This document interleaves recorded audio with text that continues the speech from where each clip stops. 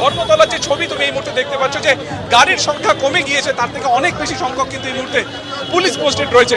Central division এবং অবশ্যই DC SSD যে ডিভিশন রয়েছে, এই দুটো ডিভিশনের প্রচুর পুলিশ এই মুহূর্তে কিন্তু ধর্মতলার বিভিন্ন জায়গাতে তাদেরকে ডিপ্লয়মেন্ট করা হয়েছে এবং চারিদিকে যেদিকে তাকানো যায় সেখানে কিন্তু একটাই যেটা প্রসেস যেটা এই মুহূর্তে চালু করা হয়েছে যে যারা এখানে আসবেন তাদেরকে শনাক্তকরণ, তাদেরকে চিহ্নিতকরণ এবং তারপরে ধরপাকড়।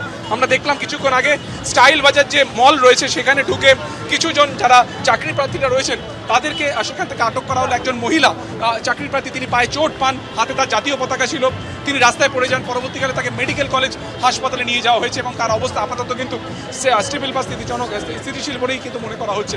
আরও একবার তোমাকে ছবিটা দেখাবো।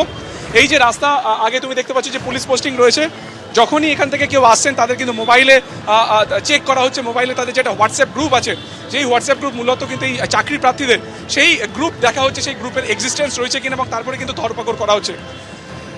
তুমি দেখতে সামনে যে ছবি দেখছো তুমি, একজনকে ধরা হয়েছে এবং তাকেই কিন্তু জিজ্ঞাসাবাদ করা হচ্ছে, আইডি কার্ড চেক করা হচ্ছে। সরাসরি ছবি দেখতে পাচ্ছ।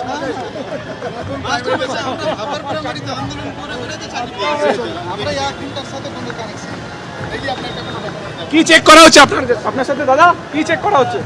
ও আমি মানে এখন আন্দোলনরত মাস্টারমশাই কিনা, কিন্তু আমি তো আপার প্রাইমারিতে চাকরি পেলাম, এবার সমাজ আমার রানিং চাকরি, আমি তো এই মাস্টারমশাই নই।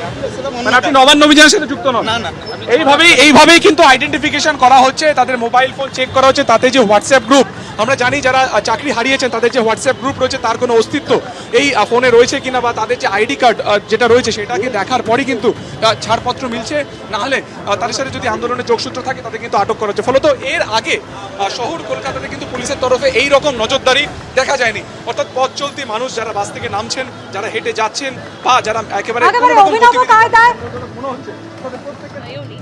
তো আমরা হঠাৎ করে দেখলাম সাডেনলি লোকজন জমায়েত হচ্ছে, সেজন্য police necessary action as per law নিয়েছে। এখনো পর্যন্ত অসমর্থিতভাবে কটা ডিটেইন আনুমানিক 50-এর মতো হবে আমার এখান থেকে। আমি অন্যত্র কোথায় কি অ্যারেস্ট হয়েছে সেটা আমি বলতে পারবো না। শুধুমাত্র দরিনা ক্রসিং থেকে 50-এর কাছাকাছি আটক। এক এক করে জিজ্ঞেস করলে সুবিধা হয়। আচ্ছা, সেটা আমার কাছে এটা নিয়ে কোনো কিছু বলার নেই, মানে আমার কাছে কোনো ইনপুট নেই যে আজকে এরকম কিছু একটা হবে।